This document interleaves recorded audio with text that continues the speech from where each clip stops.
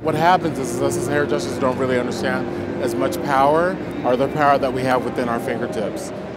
And just by having the opportunity to touch them, to have the opportunity to cut their hair, have the opportunity just to change their life, it's all about the hair, baby.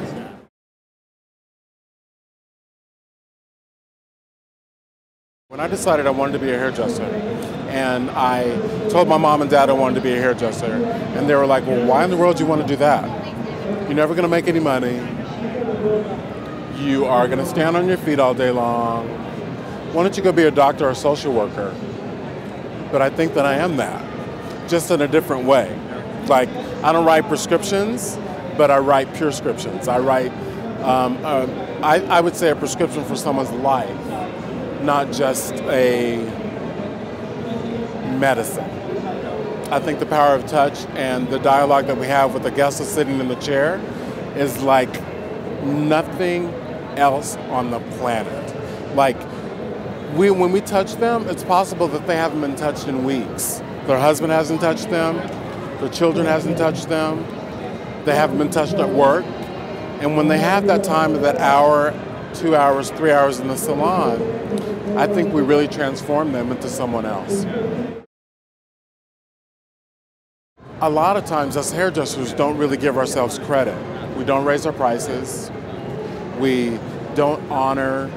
We sometimes aren't on time. We sometimes don't give the best service. And I think that those things gives us the opportunity to raise the bar, to change the dynamic of what people think about us as hairdressers, because sometimes hairdressers have a bad rap. They think that we're unprofessional, they think that blah, blah, blah, blah, blah, whatever it is. And for me, it's about changing those stereotypes into raising the bar and making sure that people know how valuable we are. But I think that if people don't know how valuable we are, it's because of us, and it's our fault, the reason why they don't.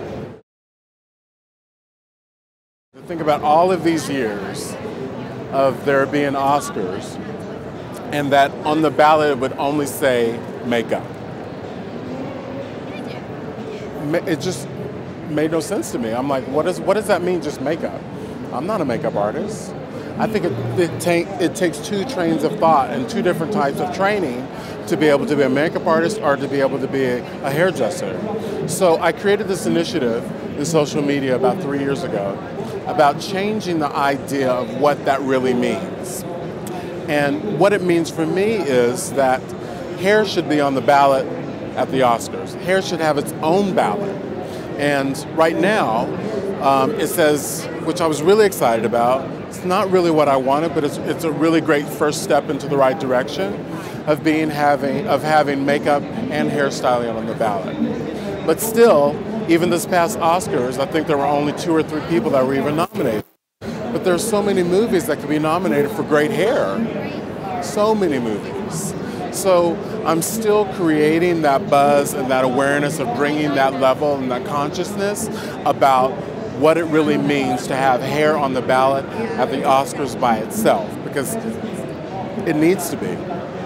We're really important. Like, there is a key makeup artist and there is a key hairdresser. Why can't they both get an Oscar? It makes sense to me.